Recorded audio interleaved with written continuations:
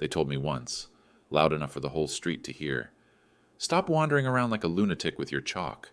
You're embarrassing the neighborhood." It wasn't the first insult, but it was the one that stuck.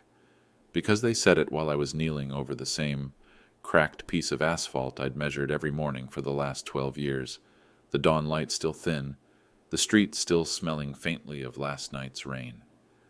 That sentence lodged itself under my ribs, not because it hurt in the way they hoped, but because it reminded me how little people understood about the quiet work that actually holds a place together. At exactly 4:37 a.m., my day began.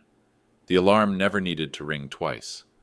I'd sit up, feet on the cold floor, listening for the kettle's first hiss. 3 sips of tea, no more, no less, had become my small superstition, a ritual that steadied my hands for what came next. Outside, the world still belonged to shadows. The bakery's ovens hadn't been lit yet. The buses hadn't started their coughing journeys. The only sound was the scrape of my boots on uneven pavement as I headed toward the square. In my right hand, I carried my tape measure, its metal case polished smooth from years of use. In my left, a stick of white chalk, wrapped in wax paper so it wouldn't crumble in my pocket. Sometimes I also brought a stubby pencil and a folded notebook, the cover worn thin, its pages smelling faintly of dust and oil. I knew the square by heart. Every dip in the asphalt, every stubborn weed clawing its way through a crack, every loose brick ready to twist an ankle. But knowing it wasn't enough. I needed numbers, angles, measurements. I would start at the leaning lamppost on the corner. Kneel. Mark a line. Measure the slope toward the gutter. Check the distance between the base of the post and the start of the drainage channel. Then move on. Each mark was deliberate, part of a pattern no one else could see. The town thought I was wasting time, some eccentric chasing a private obsession. The truth was heavier. These lines were the skeleton of a place I wanted to bring to life, a space for breathing, for gathering, for remembering. The laughter came like clockwork. Teenagers with their hoodies pulled tight, filming me for whatever corner of the internet amused them that week. Older men leaning on canes, their voices full of that particular blend of boredom and superiority.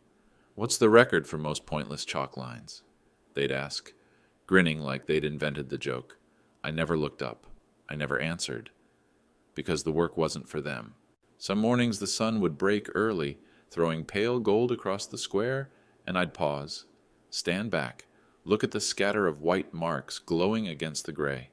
To the untrained eye, it was nonsense, a drunk's trail home. To me, it was the frame of something worth building, but I didn't tell anyone, not yet. That morning, though, I made the mistake of glancing at my reflection in a shop window. The glass was dark, the display unlit, and there I was, bent shoulders, work-worn coat, chalk dust smudging my knuckles. Exactly what they said I was, a man doing the same strange thing day after day, in a place that didn't care.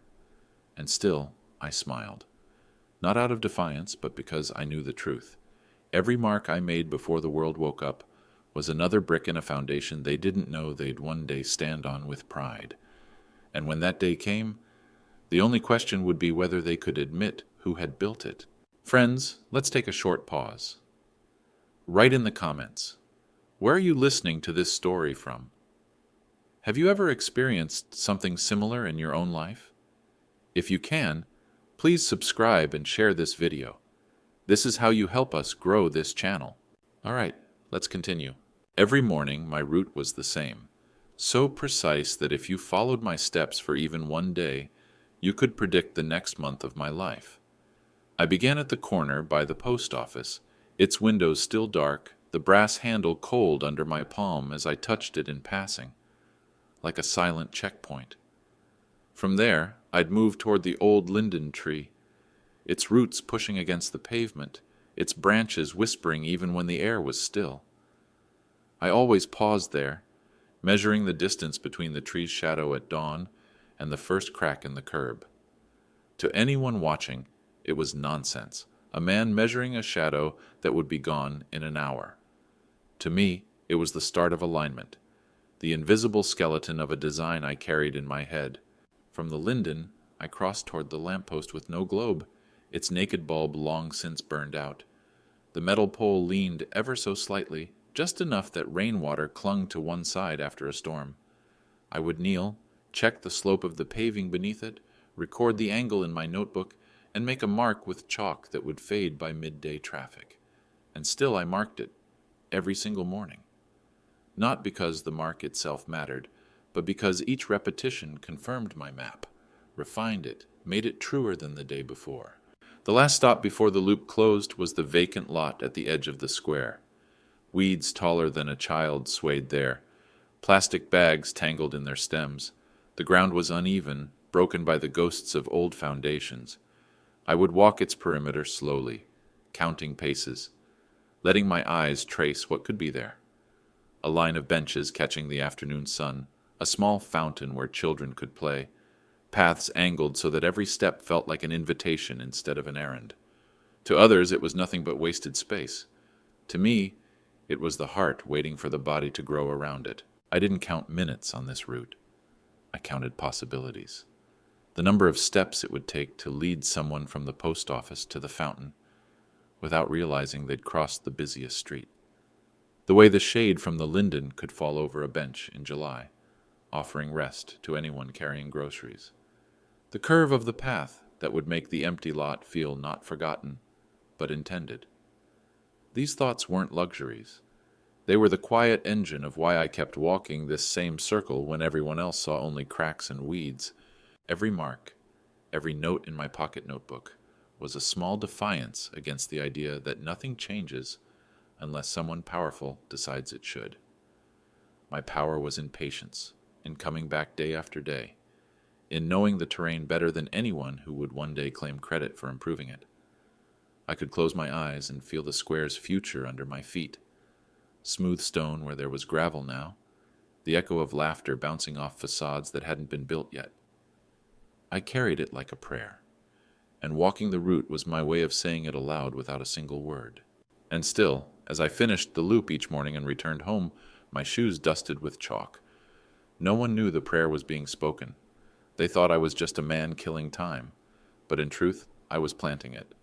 The laughter always found me before the sun was fully up. It clung to my back like damp fabric, following me from corner to corner.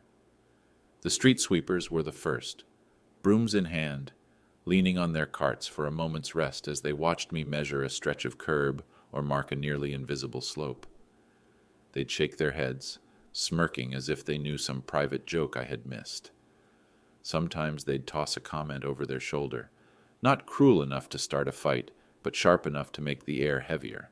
Then came the teenagers, shoulders hunched against the morning chill, their faces lit blue by phone screens even in the gray light.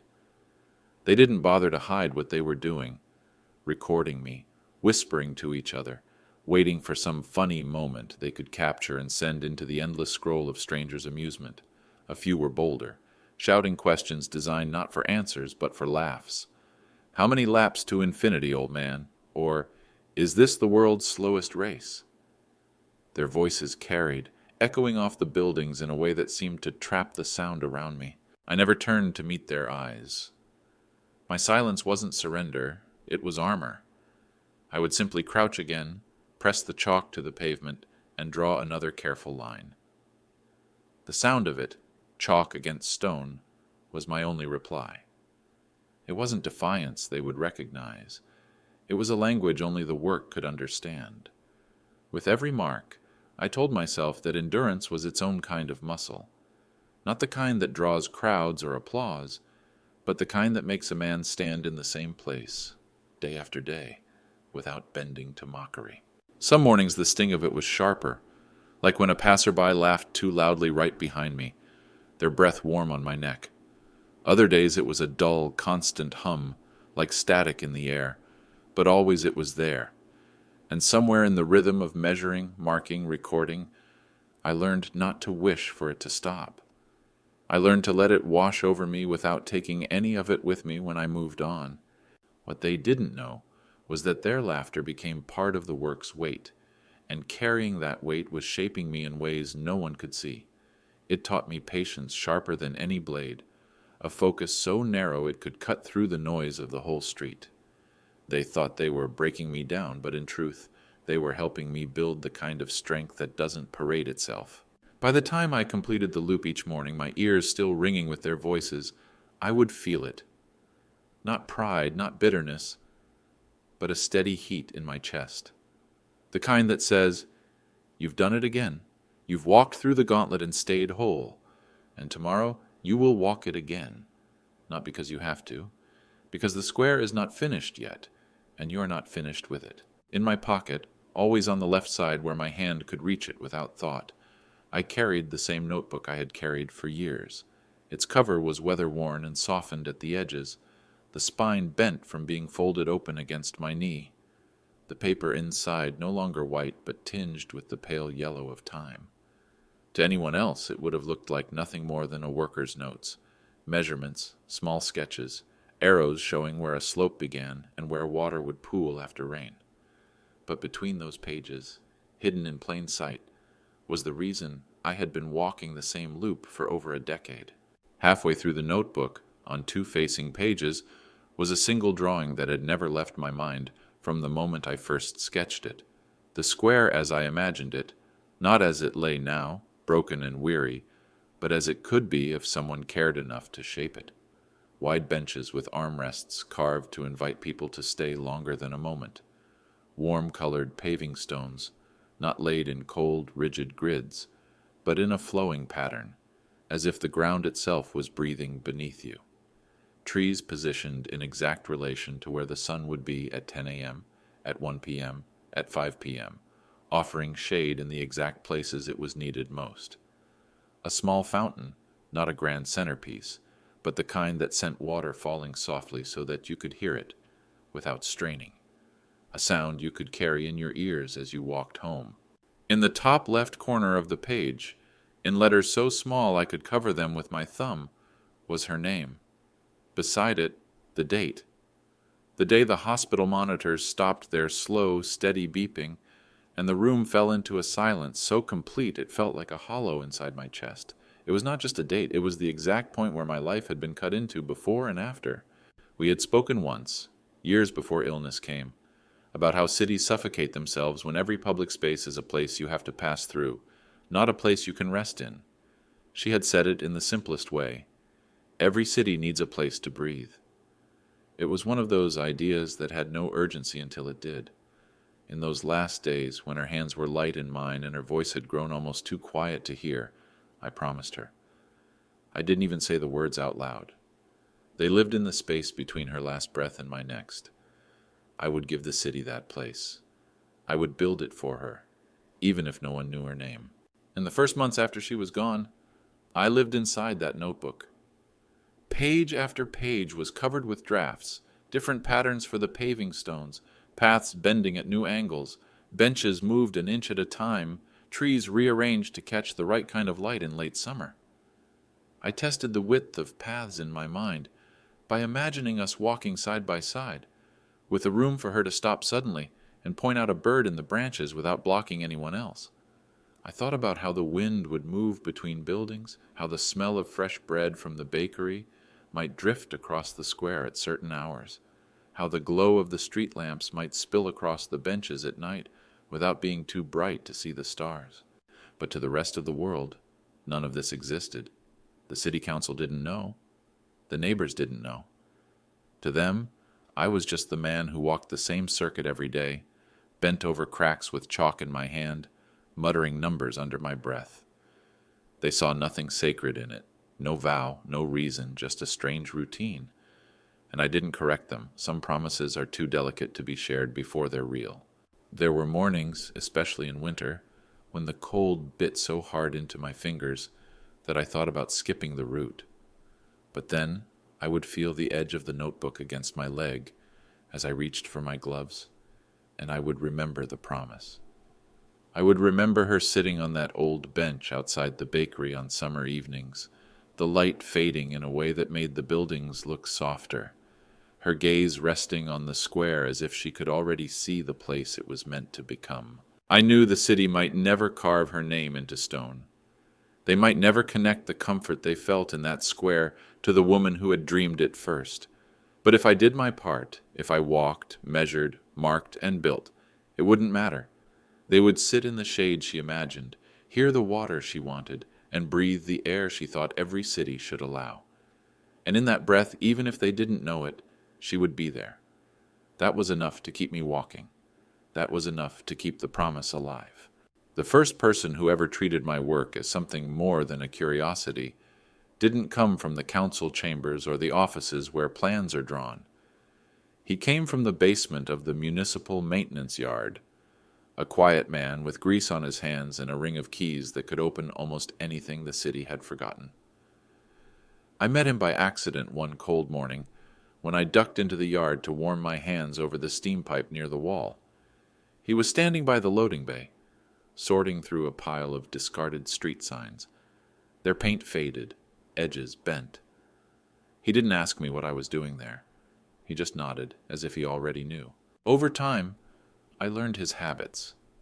He was there before dawn, long before the rest of the crew, moving with the slow precision of someone who measures twice even when it's not necessary.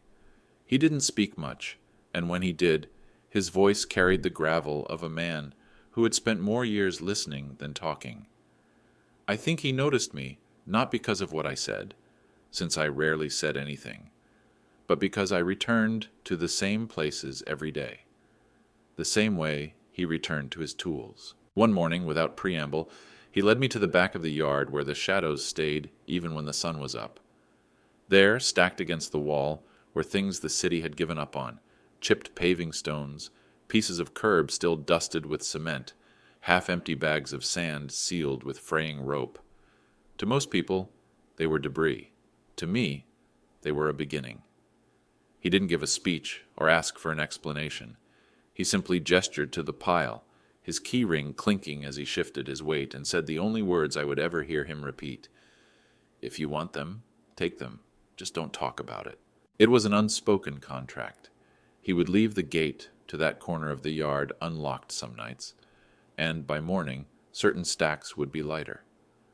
I never took more than I could carry without attracting attention, sometimes only 2 paving stones, or a single bag of sand slung over my shoulder. In the early hours, I would carry them to the square, setting them down in places no one would notice yet. To an onlooker, they might have seemed like random bits of construction left behind, but to me, each piece was a promise taking physical form.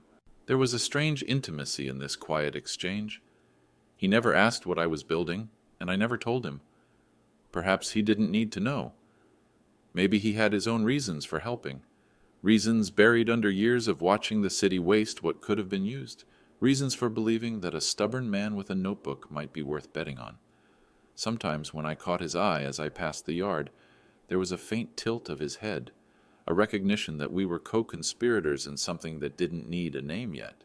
Those first stones and curbs were more than materials. They were proof that the dream could move from paper to ground.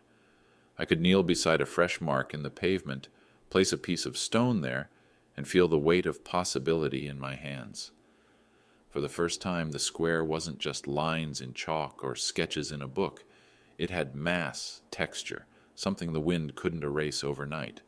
And each time I carried another piece from his hidden corner of the yard to the heart of the square, I felt the promise to her, growing heavier in the best possible way. Not a burden, but a foundation. The first real stones of a place where the city could breathe, laid in secret by 2 men who understood that sometimes the only way to build something that lasts is to do it quietly, before anyone has the chance to tell you no.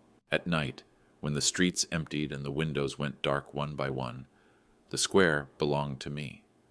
Not the loud, sunlit version filled with traffic and hurried steps, but the quiet skeleton of it, the way it looked when the lamplight pooled in certain corners and the air seemed to hold its breath. That was when I could work without questions, without the sting of laughter, without the interruption of someone asking what I thought I was doing.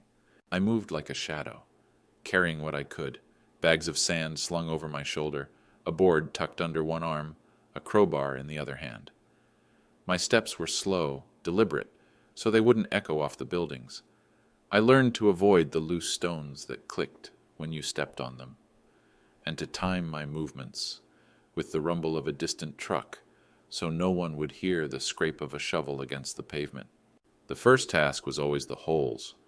They weren't big enough for the city to bother fixing, just deep enough to catch the heel of a shoe or twist an ankle if you weren't looking. I'd cut the bags open with a pocket knife, let the sand spill into the darkness, and smooth it over with the flat of the shovel. I worked by feel as much as by sight, pressing the surface with my palm to make sure it was level, brushing away the stray grains so the repair would blend with the street. In the morning, no one would see the change, but they would feel it under their feet and never know why their step felt safer. Some nights I replaced boards on the old benches. The wood was weathered, splintered, and sometimes broken clean through so that anyone sitting down risked tearing their clothes. Or worse. I'd measure each board against the one it replaced, fit it into the frame, and tighten the bolts until the bench was steady again. By morning, the fresh wood would already start to darken under the dew, hiding the evidence of its newness. People would sit, tie their shoes, or share a cup of coffee without a thought for the hands that had kept the bench from collapsing. Other times I leveled the ground where it sloped too sharply, shaving down the edges so that water wouldn't pool after rain. It was work no one asked for, work no one noticed in the daylight, but it was the kind of work that made everything else possible. The changes were too small to be photographed, too subtle to be praised, but they were the stitches that held the fabric of the place together. Invisibility became its own kind of reward. I didn't need the city to thank me. My reward was in the sound, a quiet, steady whisper of footsteps over a surface that no longer caught at their soles, the soft scuff of a child running across the square without tripping, the sigh of a stroller rolling smoothly where it used to jolt and bump. These were sounds I could carry home with me, the way other men might carry applause. And when the sun rose, I would be gone, leaving only the faint memory of a night's work behind me. People would cross the square on their way to work or school, step over the places I had touched, and never think about why their path felt easier that day. That was fine. The point was not to be seen. The point was for the place to breathe a little better each morning, until one day it would no longer feel like a place people passed through, but a place they chose to be. It happened quietly, the way most thefts worth remembering do. Not with a break-in or a dramatic scene, but with a single moment of carelessness on my part. I had left the notebook in the maintenance shed one morning, tucked between two bags of cement while I was unloading the sand. I'd been working faster than usual, trying to finish before the street sweepers came through, and in my rush, I forgot to slide it back into my pocket. By the time I returned that evening, it was gone. For days, I told myself it would turn up. Maybe the old master at the yard had moved it for safekeeping.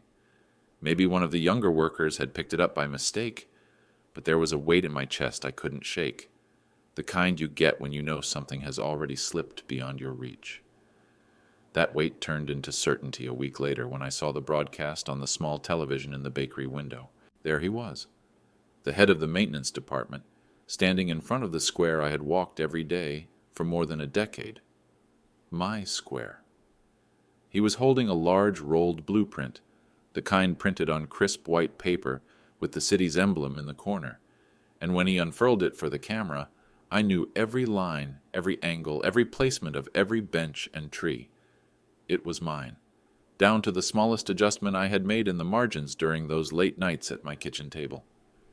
My handwriting was gone, replaced by the sterile lines of a drafter's program, but the bones of it, my bones, were still there.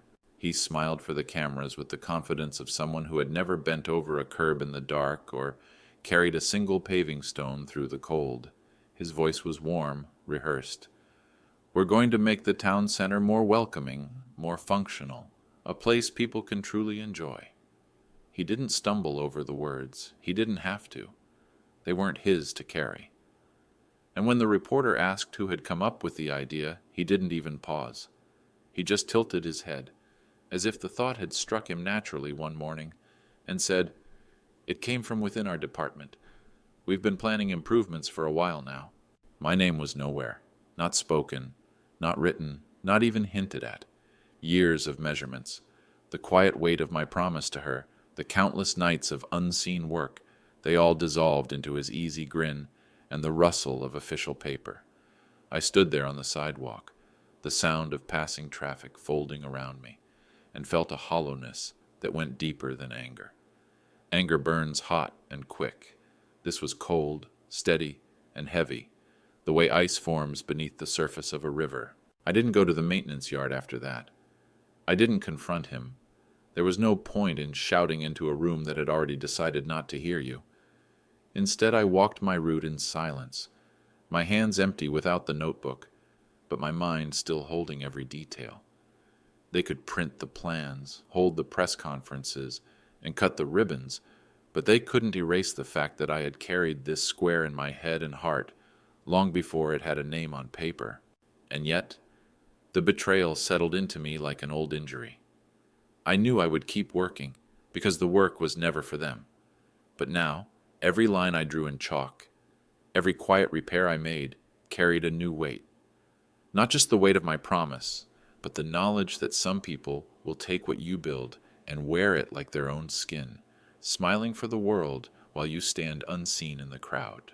When the official work began, it came with the sound of engines and shouting, the smell of diesel and fresh-cut stone.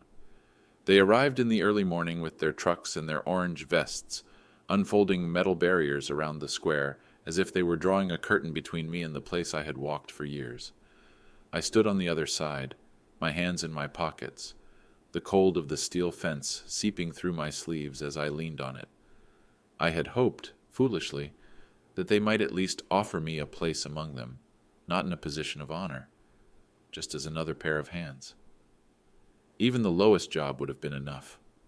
But when I asked, the foreman's eyes slid over me like I wasn't worth focusing on. His words were flat, the kind that close a door for good. You'd get in the way, you work too slow, you've got strange habits. We're on a schedule. So I became just another face behind the barricade. The square I knew better than my own home was now occupied territory, and I was only allowed to watch from the margins. But watching was something I had learned to do well. I saw immediately what they missed: the slope of the paving stones too steep toward the fountain, the flower beds framed with harsh edges instead of the gentle curve that would draw people toward them, the benches bolted down in places where the sun would be merciless in summer and the wind unforgiving in winter. They moved fast, but speed doesn't listen, and it doesn't care about the small adjustments that make the difference between a place people pass through and a place they return to. Each mistake hit me in the chest like a dull hammer.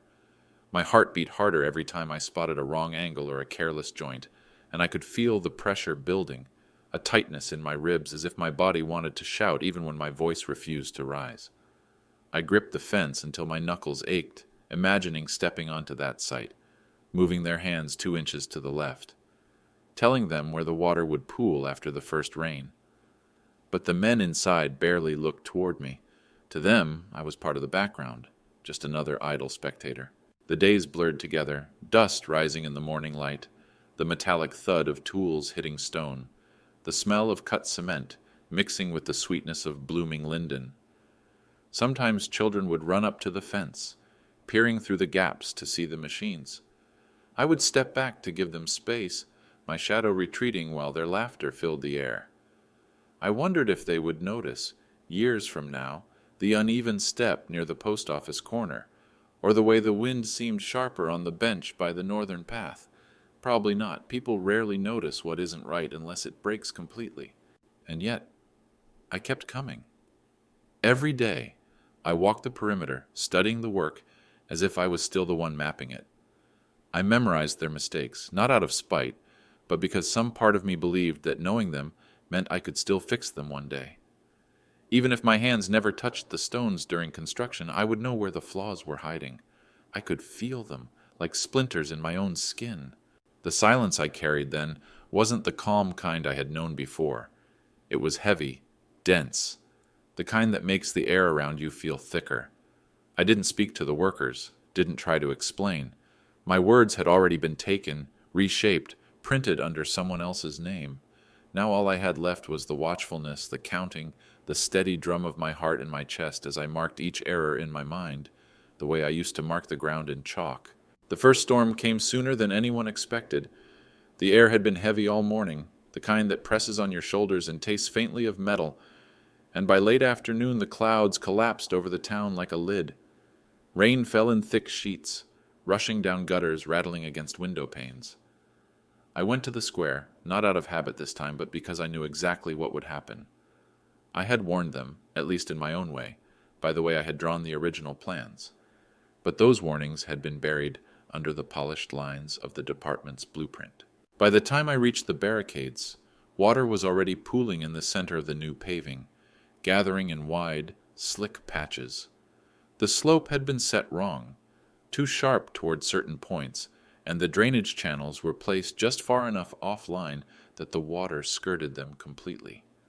I saw a child slip near the fountain, his sneakers skidding out from under him, the sound of his palms hitting the stone sharp against the rain. His mother caught him before he fell again, but not without a look of panic that cut through the downpour. A few meters away, an elderly man with a cane tried to cross toward the benches and stumbled, his foot catching where two tiles met at an uneven seam. He sat down heavily on the wet stone, his face pale. Something in me clenched, hard. This was no longer about pride or the theft of my work. It was about danger. I pulled the folded pages of my calculations from inside my coat, the paper already soft from years of handling. On them were the exact measurements of the slopes as they should have been, the placement of each drainage grate so that no water could stand longer than a minute after the rain stopped. I stepped past the barricade, ignoring the shouts from the workers sheltering under the scaffolding, and went straight to the foreman. My voice was louder than I expected, my hand tight around the papers as I told him where they needed to cut, which rows had to be lifted and relaid, where the grates must be repositioned. I spoke quickly, clearly, the rain running down my face like another voice insisting alongside mine. He didn't even look at the pages. His eyes flicked from my wet coat to the fence I had just crossed, and his words were short, clipped, almost bored. "You can't be here. Get out." When I didn't move immediately, he jerked his head toward two of the younger men, and they stepped forward. One of them took me lightly by the elbow, not rough, but firm enough to make the point, and led me back to the fence. I could hear their laughter behind me, low but sharp. I stood outside again, the papers sagging in my hand from the rain, the thunder rolling low over the rooftops. That's when I felt a tap on my arm. The old master from the maintenance yard was there, his cap pulled low, his coat darkened with water. He didn't speak at first, just glanced toward the workers still huddled under cover, then leaned close enough that his voice was only for me. "Come back tonight," he said, his tone quiet, but carrying something solid beneath it. "We'll fix it ourselves." He walked away without another word, disappearing into the rain as if he'd never been there. I stood for a long moment, the storm washing the heat from my anger, leaving only a cold, sharp clarity. If the city wouldn't listen in daylight, then we would work in the dark. We would undo their mistakes quietly, without speeches or cameras. The thought was strangely steadying. For the first time since they had stolen the plans, I felt the weight of my promise settle in a way that wasn't crushing. It was directional. The rain fell harder, and I turned toward home, already thinking of what tools I would need when the square belonged to the night again. That night, the square was a different country. The barricades, the noise, the voices of authority, gone. Only the rain-soaked stone, glistening under the weak light of the street lamps, remained. The air still smelled of the storm, metallic and sharp, with a quiet so deep it felt like the whole town was holding its breath. I arrived first, the handle of my old toolbox cold in my grip, the familiar weight of it steadying my steps. The master from the maintenance yard came soon after, his movements as silent as if he had been born in the dark. Behind him trailed a younger boy, no more than 20, carrying a coil of rope and a short-handled spade.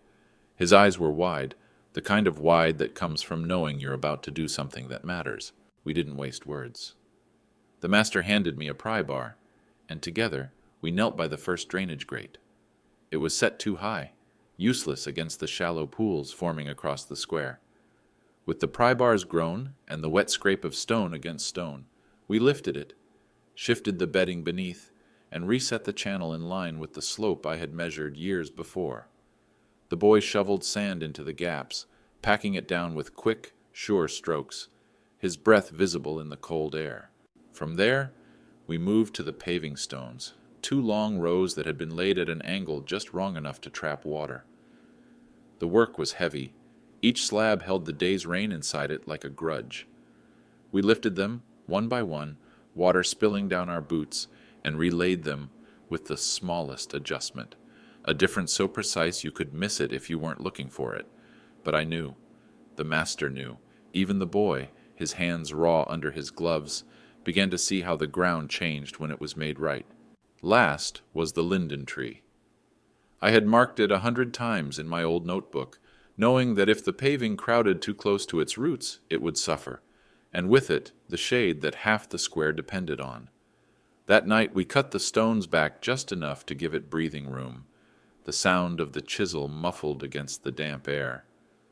The smell of the exposed soil rose up around us, rich and alive, a reminder that some parts of a city are older and more stubborn than any plan. We worked until the lamps clicked off one by one, until the first thin gray of morning began to seep into the sky.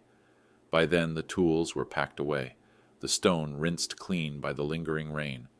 The square looked almost unchanged to an untrained eye. No new colors, no grand additions, but I could feel the difference under my feet. The water would run where it was meant to now. No child would slip, no old man would stumble on this stretch. And when the city woke, the sun lit a square that was dry for the first time since the work began. People walked across it without hesitation, their steps lighter, their eyes already looking ahead to the rest of their day. Later I passed the bakery window and saw the maintenance chief on the morning news. He stood where we had worked only hours before, gesturing broadly at the clean, dry paving, speaking about the quick and effective teamwork of his crew, how they had responded immediately to drainage concerns. I watched him talk, his hands moving in practiced arcs, and felt nothing sharp, no fresh anger, no need to step forward and correct him. The truth was simple. The water was gone, the danger with it. My name didn't need to be in his mouth for the work to matter. I turned away from the screen, the sound of his voice fading under the murmur of the street, and walked on. The square was breathing easier now. That was enough. It was one thing to hear the mockery of strangers. Their words slid over me like rain on stone. Sometimes sharp, sometimes cold, but never deep enough to reach the core. But when the blow came from my own son, it was different. It found the soft place beneath the armor, the place I had never thought to protect. We were sitting in my kitchen, the air thick with the smell of tea, his coat still damp from the drizzle outside. I had told him in passing about the night work, about how the water no longer pooled where it used to. I didn't expect applause, but I thought he might understand. He leaned back in his chair, his arms crossed, his expression somewhere between tired and impatient. Then he said it, quietly but without hesitation. "Dad, you have to stop with these ideals of yours. The world runs on tenders and connections, not on chalk lines and late-night patchwork. No one's going to care who actually did the work." The words landed heavier than any jeer I'd ever heard on the street. Strangers can doubt you without consequence, but your own blood, someone who grew up watching you measure twice before cutting once, when he doubts, it plants a seed that tries to grow into truth. I looked at him, seeing not the boy who used to follow me with a toy tape measure, but a man who had learned to bend his spine toward the systems that seemed unbreakable. I couldn't blame him entirely. The world had taught him those lessons well, but it hurt all the same. I didn't argue. I didn't lecture. I only asked the one question I knew mattered. "Did you walk across it this morning, after the rain?" There was a pause, small, but long enough to show me the answer before he spoke. He didn't meet my eyes. His gaze slid to the table, to the steam curling up from his mug. He shook his head slightly, almost as if admitting it to himself for the first time. In that moment, the silence between us was louder than any storm. I wanted to tell him about the way the water had run perfectly into the drains, about the mother who no longer had to grip her child's hand so tightly crossing the square. about the old man whose cane tapped steadily on level stone instead of catching in uneven seams. I wanted to tell him that ideals weren't luxuries. They were the bones of anything worth building. But I didn't. Instead, I sipped my tea and let the quiet stretch, feeling both the sting of his words and the strange steadiness they left behind. If my own son couldn't see the worth in what I was doing, not yet, then perhaps it was proof of how invisible true work can be. The kind that doesn't announce itself, the kind that leaves no signature but changes the way the world feels under your feet. He finished his tea without another word, pulled on his coat, and left. I watched him walk away through the rain-smeared glass, wondering if one day he would cross the square without thinking about it, and only later realized that every safe, steady step was part of the same ideals he had told me to abandon. And maybe, though I would never ask for it, he might remember where he learned to walk like that. It happened slowly, almost shyly, as if the city itself wasn't sure whether to acknowledge it yet. At first, it was just a handful of moments, easy to miss if you weren't looking. A man in a dark coat crossed the square on a wet morning and, without realizing it, shifted his path to the line I had once marked in chalk years ago, the exact line where the slope now guided his steps without puddles in his way. A group of teenagers cut across the paving, not with the bounding leaps they used to make to avoid cracks and uneven stones, but in an unbroken stride, their laughter unbothered by the ground beneath them. None of them noticed what had changed, but I did. One afternoon, I saw a mother pushing a stroller slow her pace as she reached the western path. There was no jolt now, no sharp tilt of the wheels. The sound was smooth, the rhythm steady. She stopped beneath the linden tree, the one we had freed at the roots that night, and let the stroller rest in the shade. Her hand brushed the canopy of leaves overhead, her shoulders dropped, and she breathed out, deeply, fully, the way people do when they've been carrying tension they didn't even know they had. She looked around, as if searching for someone, and then said softly to the air, "Whoever did this, thank you." She wasn't speaking to me. She couldn't know I was standing across the square, leaning on the low wall near the fountain, and yet I felt the words land. They didn't strike with the sharpness of pride. They settled with the weight of relief. This was never about being recognized. It was about this exact moment, someone being able to stop and breathe where before they would have hurried through. The city's footsteps began to change. You can hear it if you pay attention. The difference between a step taken with caution and one taken without thought. Before, the square was a place of hesitations. People sidestepped puddles, lifted their feet high over broken edges, skirted the benches with splintered seats. Now there was a flow, a quiet confidence in the way the crowd moved. Shoes tapped lightly. Wheels rolled without complaint.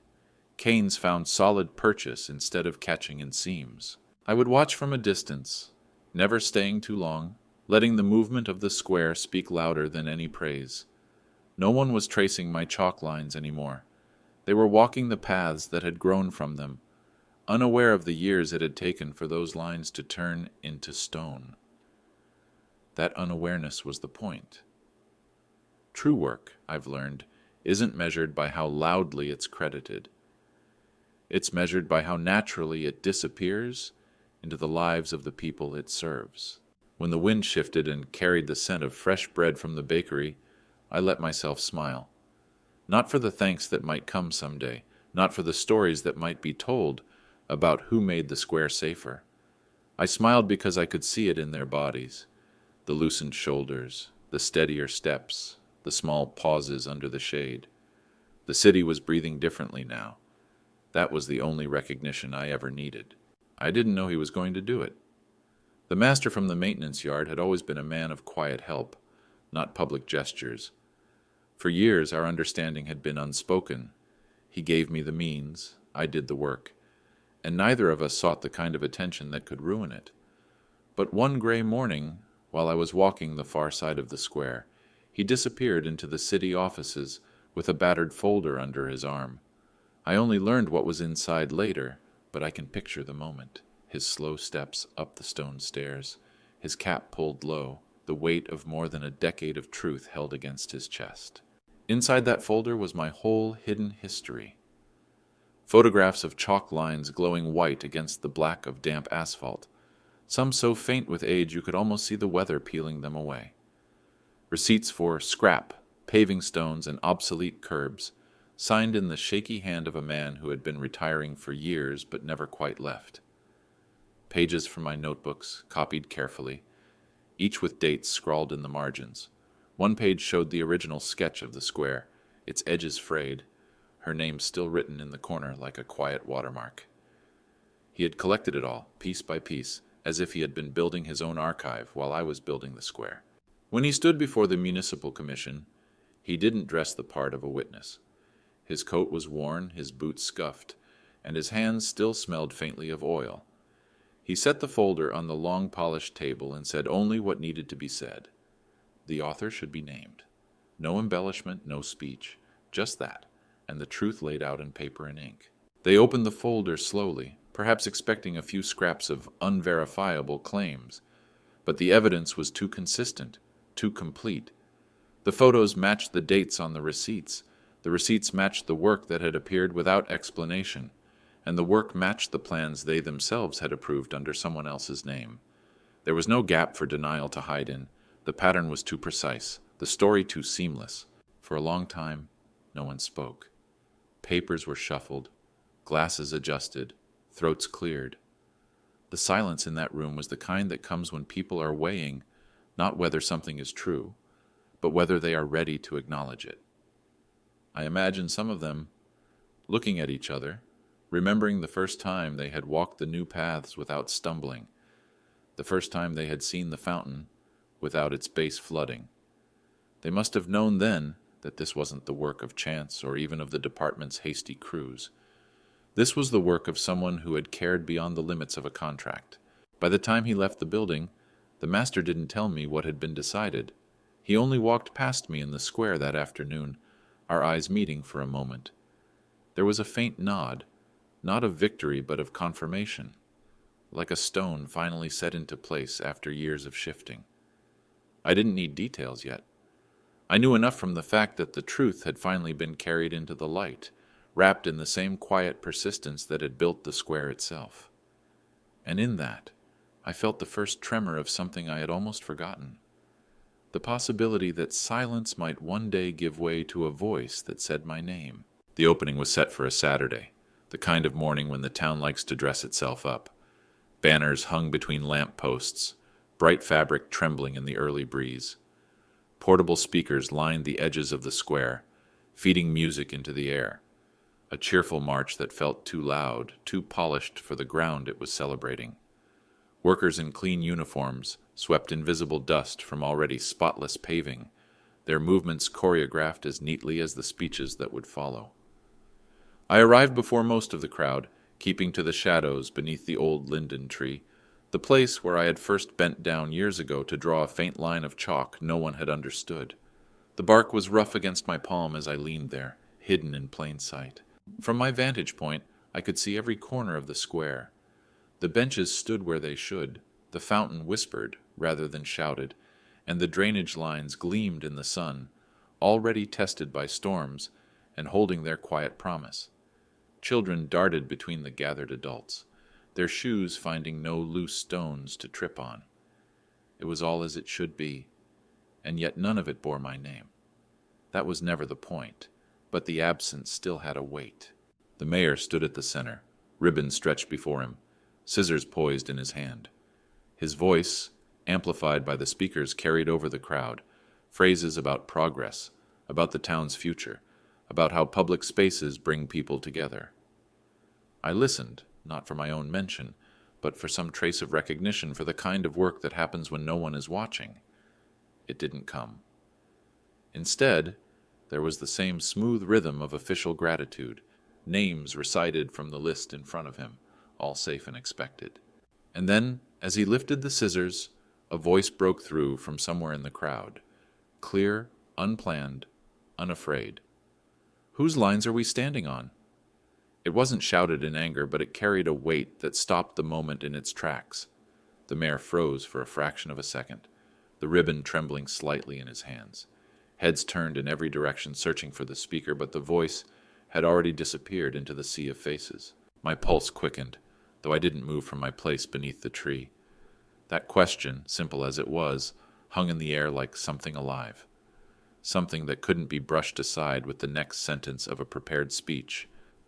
For the first time, I saw a flicker of uncertainty in the mayor's eyes, the kind of flicker that comes when a truth tries to push its way to the surface. He recovered quickly, cutting the ribbon with a practiced smile, and the crowd cheered on cue. But I could feel it. Beneath the applause, the question was still there, unspoken, on 100 lips. I stayed in the shade until the speeches ended and people began to scatter, filling the benches, leaning over the fountain, walking the paths in the easy rhythm I had dreamed of for so long. No one looked toward me, and I didn't need them to. Somewhere in that crowd, someone had seen what others had missed for years. Someone had recognized the ghost of the lines I once drew, now buried under stone, but still exactly where they needed to be. The music swelled again as the officials posed for photographs, their shoes planted squarely on the work I had done.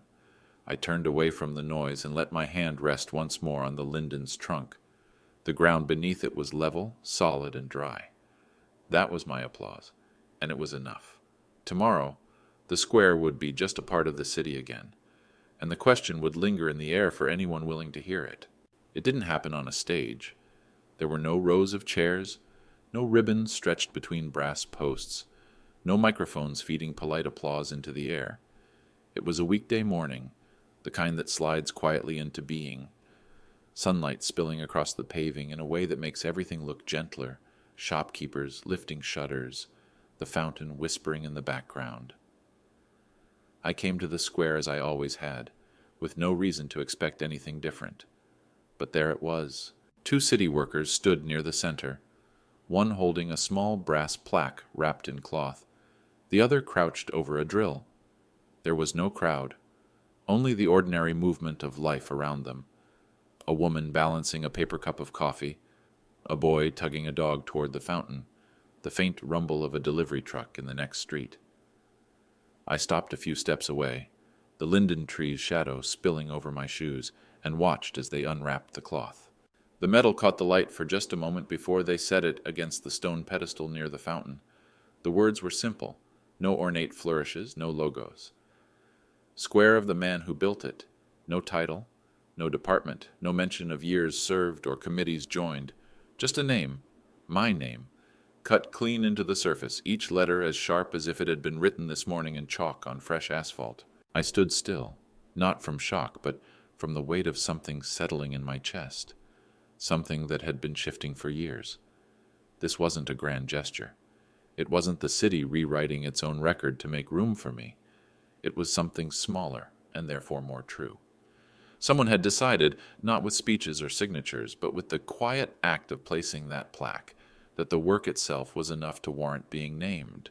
No one announced it. No one turned to see my reaction, and I didn't step forward to claim the moment. I walked to one of the benches, one I had measured, cut, and leveled with my own hands, and sat down. The wood was warm from the morning sun. My fingers rested on the seam between 2 paving stones, the line so perfectly joined that you could barely feel where one ended and the next began. I traced it slowly, the way you might trace the edge of a photograph, remembering everything it took to make it whole. The sounds of the square folded around me, the fountain's steady breath, the shuffle of feet on level ground, the rustle of leaves from the linden above. I realized then that justice doesn't always arrive like a marching band. Sometimes it comes like this: a brass plate fixed to stone while the city moves on with its mourning, a place made right under the feet of people who will never know the cost. I didn't think of the years they called me strange. I didn't think of the stolen plans, the barricades, the nights in the rain. I thought of her, of the way she had once said a city needs a place to breathe, and here it was. I leaned back against the bench, closed my eyes for a moment, and let the sunlight rest on my face. No applause, no fanfare, just the square, living its new life exactly as it was meant to. That was the only proof I needed. My work was here, and it would speak for itself long after I was gone.